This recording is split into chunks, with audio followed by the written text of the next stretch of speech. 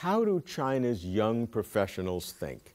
Those born in the 1980s, those now beginning their careers. They have lived through China's remarkable transformation. What are their experiences? How do they view China's changes and challenges? China's accomplishments and problems? What about China's new position in the world? Are young people patriotic, nationalistic? They grew up as a single child. What's their opinion of the two-child policy that's new? How do they forecast the future? What about their hopes and dreams, their fears and doubts? I speak with 5 up-and-coming Chinese professionals from the media. They want to tell the world about the China they know. Let's see how the new generation brings us closer to China. People born in the 1980s will probably be the last generation of only children in Chinese history. That's because China recently announced that after over 35 years of the one-child policy, all couples will be allowed to have 2 children.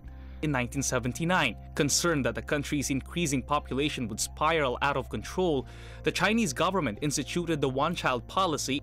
China has the largest population in the world, which was considered a burden to economic development.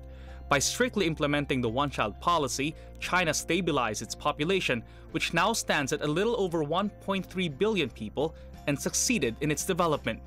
But times have changed and demographic problems emerged.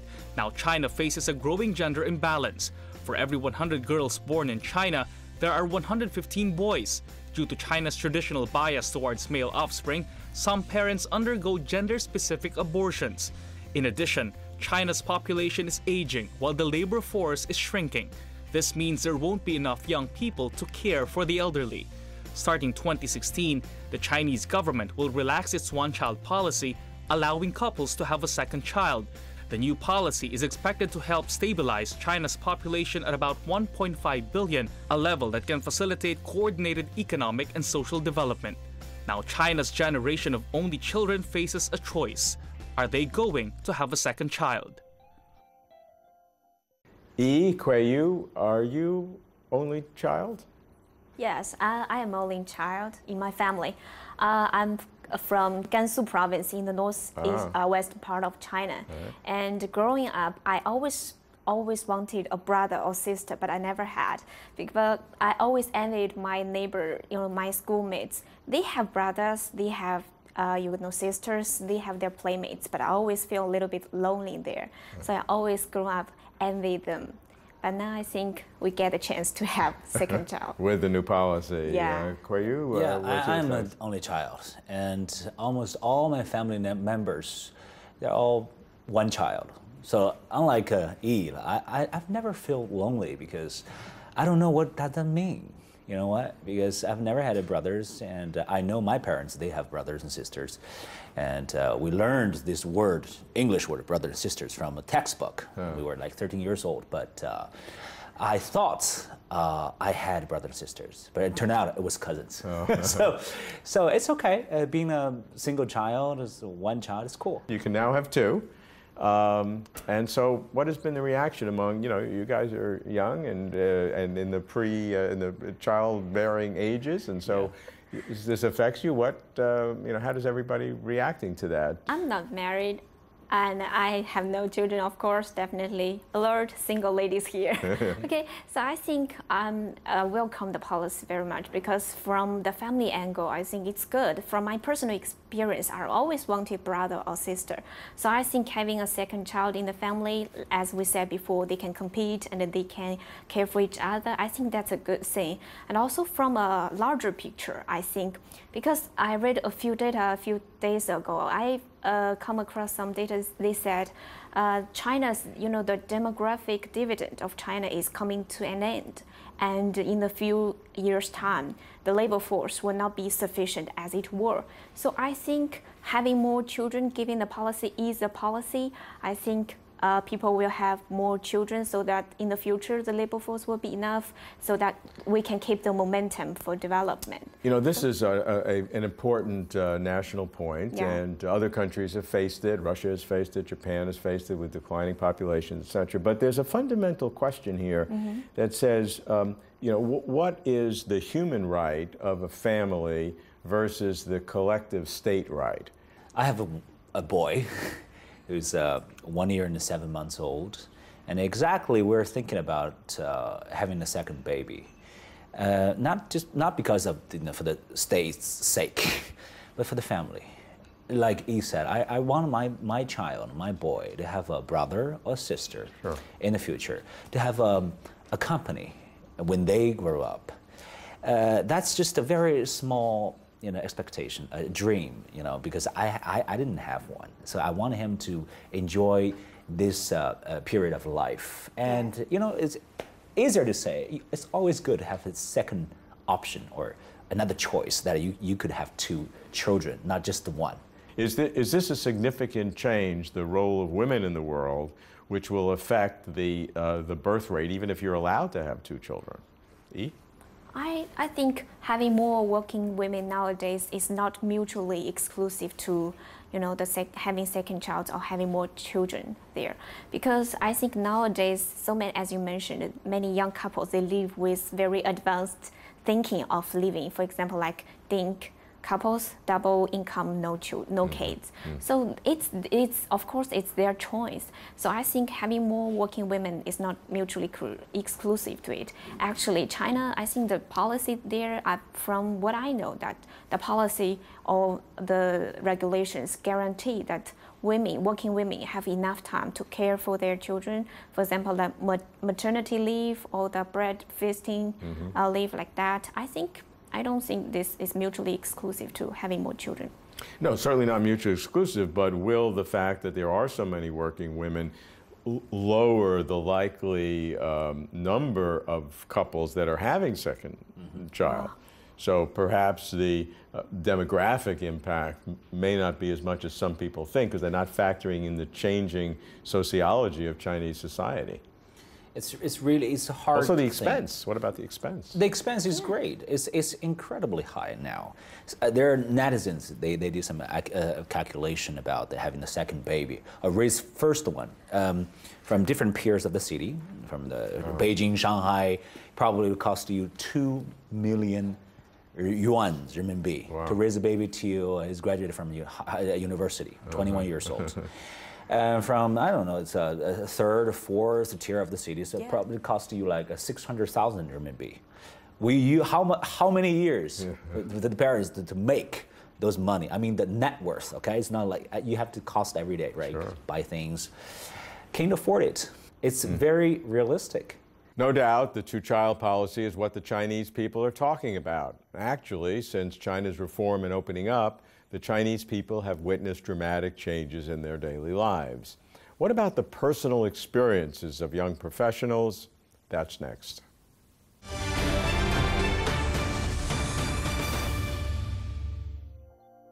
After nearly 4 decades of reform and opening up, the once agrarian China has become the world's second-largest economy and the largest holder of foreign currency reserves. With rapid and steady economic growth, millions of Chinese have been lifted out of poverty.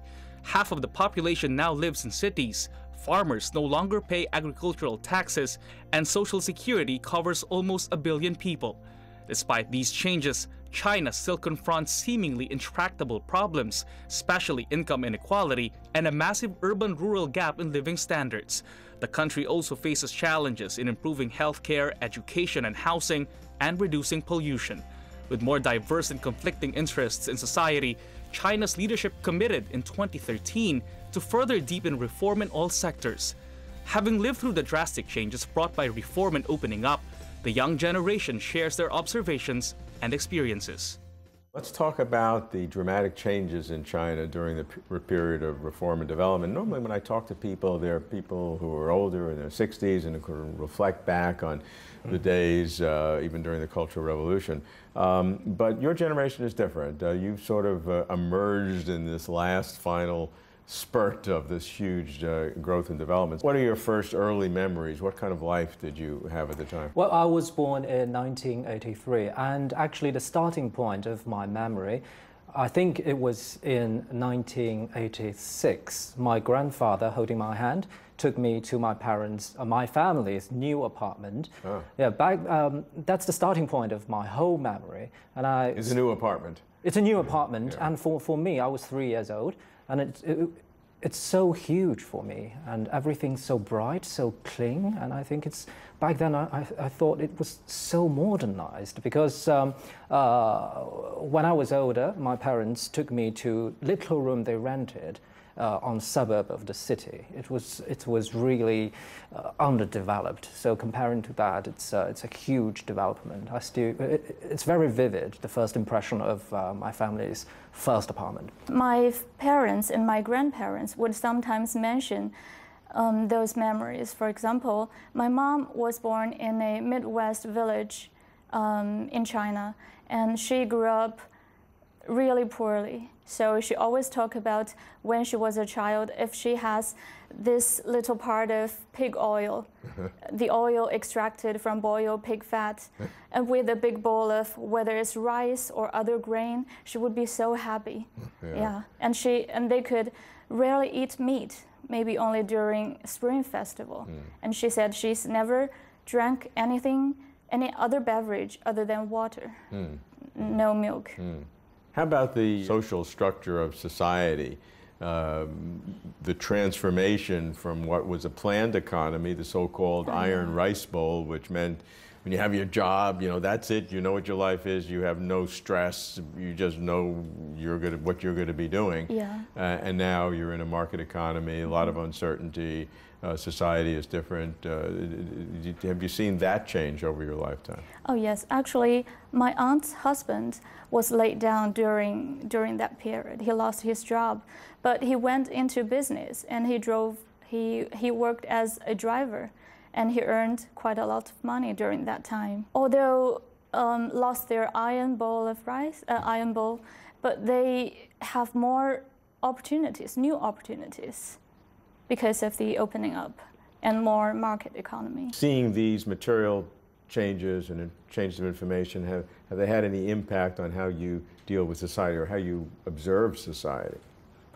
Me observing society, I think for people at my same age, the communication between friends and people in the same age group, I think part of this used to be real communication has gone into a virtual way, because we now have this mobile technology. So I think interpersonal exchanges have partially gone virtual. For me, my memory is my grandpa and my grandfather and my father used to rode a bicycle to take me to school. And then I have my own bicycle. And then I could take a bus or subway to go to school. And my father later had his own private car, and he drove me to school after that, drove me to college and to high school. And this is all within one lifetime? He had a private car in the last 15 years, I think. Yeah. How much has the impact of social media been on your lives? I think it changed changed people's mentality in two significant ways. First is the method of acquiring information, because now, as we both started working in traditional media organizations, and we all feel this challenge, because when a certain news event happened at a place, especially a place far away, it usually first breaks out on social media rather than traditional media organizations. And this has significantly changed the old mentality. When people are trying to get information, they look to all the prestigious media organizations to turn on the TV or turn on the radio. This has totally changed.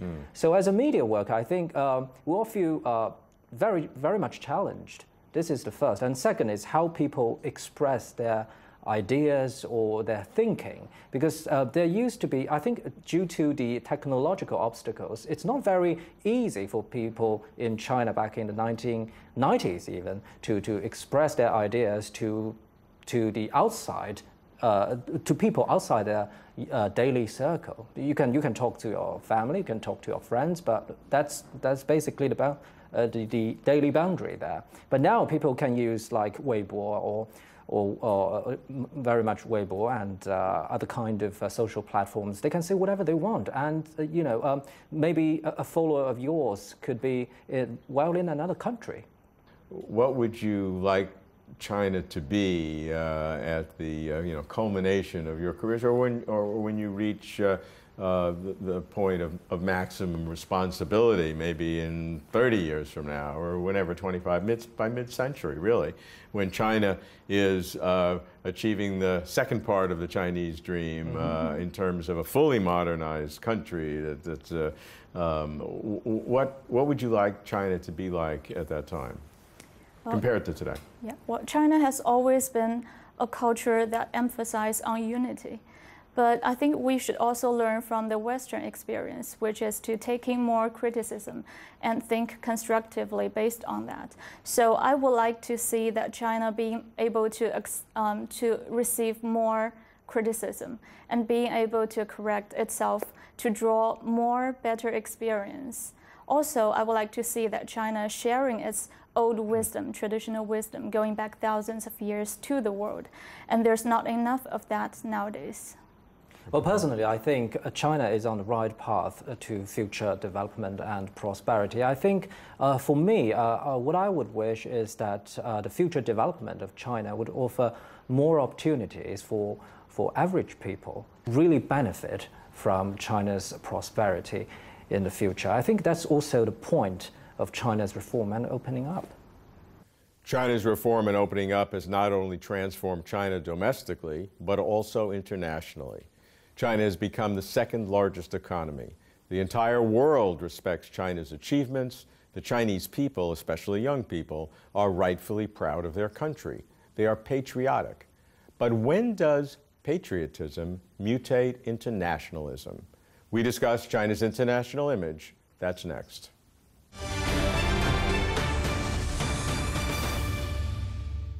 We're still dealing with the greater the information as access today on the internet with a negative, increasing negative image of China.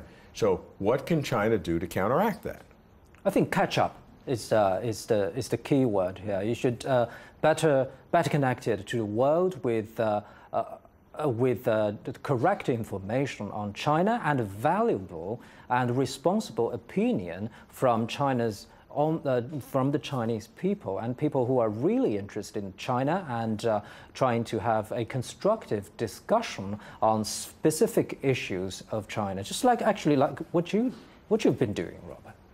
To counter the negative points, we need to know why this difference comes from. The developing countries in China, I think they share common experience, more experience to be shared. For example, the experience of development, fighting poverty, fighting against colonialism. So the developing countries, they are, seeing China, viewing China with more interest on an equal foot. But developed countries, they do not have much intensive to care about China. I think some of them even would like to regard China on a superior position based on the values. So translation of the language is important, but translation of the values is very, very difficult. And what are some of those different values? Maybe some people I do not mean all the people, I mean some people in the developed countries, they may put more emphasis on the so-called human rights, democracy, the freedom. They think they are standing on a moral high ground. So when they take this holier-than-you attitude towards China based on the standard of their own values, maybe there are kind of pride and prejudice or misunderstanding. So that's a very, very tough job for China to communicate its own values with these developed countries. What does it mean in China today to be a patriot? How is patriotism defined in today's China? I think first you know your country well, and when you are asked about the status quo or you are asked to make a judgment on your country's future, you can make a reasonable, rational, and convincing explanation to your own judgment. And of course, you have to dedicate yourself to the cause of China's development. For the young people in China to be patriotic means they contribute to the revival of China so that the country cannot be bullied again as in the past 100 or 150 years. So it does not imply any hatred or hostility toward other countries. Just devote yourself to the peaceful development of the own country. Yeah. Would a Chinese patriot, for example, talk candidly about China's problems with foreigners? I think the way we put it should be more constructively. So you talk about the country's problems, you're not complaining. That's why I said you have to know your country well. You're not complaining about your personal condition or complaining, or you just complain based on some things you have heard or read which may not be true. Okay, so you want to tell the truth, but and you don't want to complain, but you can criticize. Yeah. Yeah. But in a constructive way. Okay. Yeah. Sometimes we complain about, for example, the environment, some policies, but the basic point is we can do something to improve these problems. So it doesn't. No country is perfect. China has lots of problems. No complaint, no improvement. What do you see in terms of this sense of asserting China's position or defending China's rights or rectifying the century of humiliation and not letting something happen again? I mean, how much of this is resonant in the younger generation?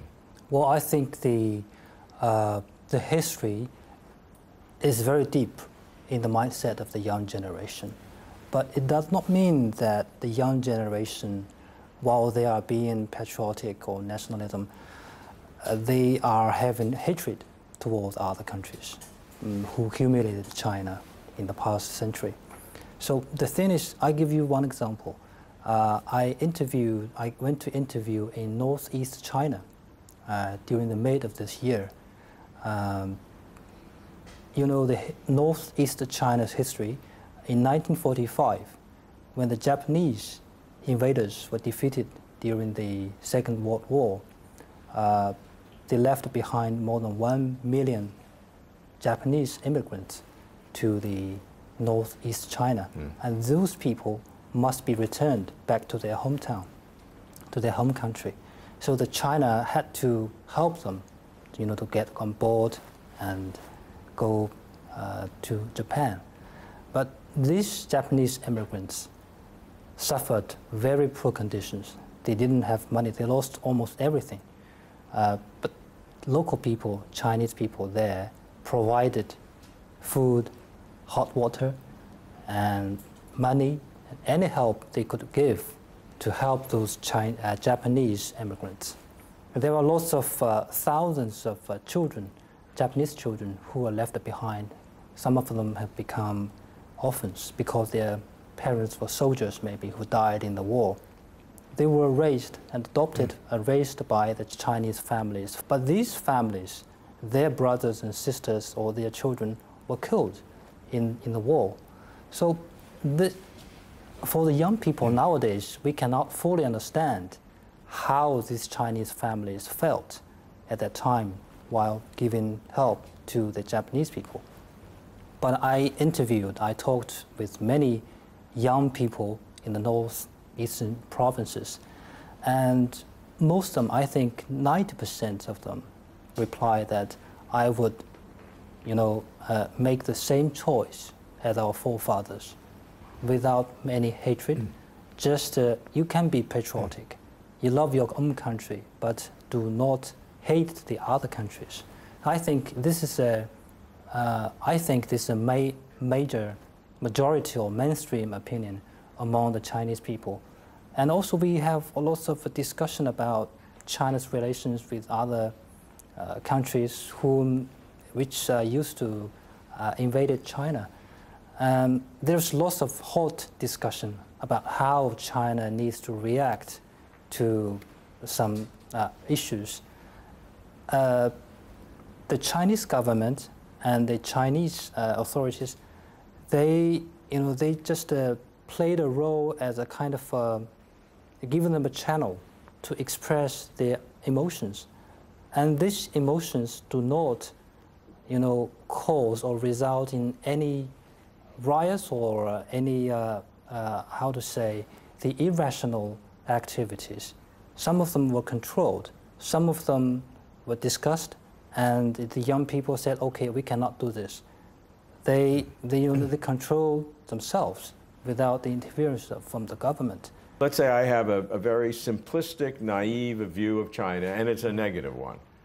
I met some person recently on a television shoot, and he was an American worker and working, and he basically made a comment that China's taking over the whole world. And I said, well, why do you think so? He said, well, everything China does, I mean, they're more people, everything, they're taking over the whole world. And I said, I know China pretty well, and they have a lot of problems in China. He said, really? They have problems? I said, yeah. I said, even more problems than I think we have here in your city. He says, wow. He says, that's good. And I said, why is it good? It's not good that they have problems. If they have problems, they're going to buy less stuff, and it's going to be worse for us. We want them to do well. So that was the kind of conversation I was having. So if you meet that and pretend I'm that person, what do you want me to know? What will you start telling me first about China so that it would correct my misunderstanding? Well, I think the best way is that if you've never been to China, you've never talked to a Chinese citizen or a Chinese, then I think that's where you should start with. Go to China, feel the country, get a sense of the country firsthand. Okay, look, that's very good, but I want to do it in the next hour while we're having coffee. I can't wait till next year when I'm going to go to China. I want you to help me right now. Why not just look at me? I'm China. I was born in an ordinary Chinese family. My father, he's employed in a company.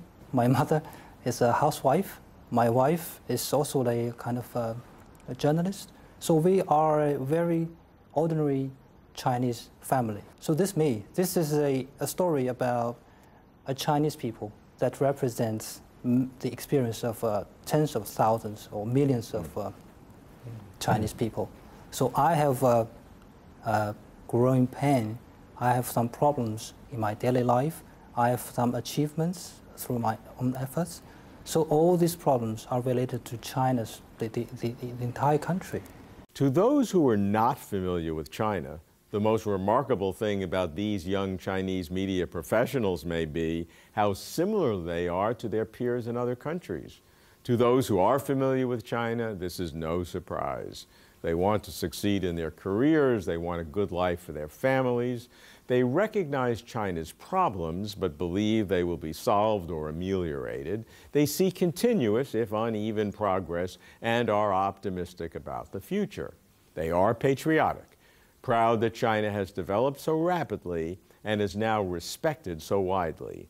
They are, of course, urban professionals and media savvy, hardly a random sample of the population. 25 years from now, this is the cohort, the age group, who will be running the country. Speaking to them now shows how they think.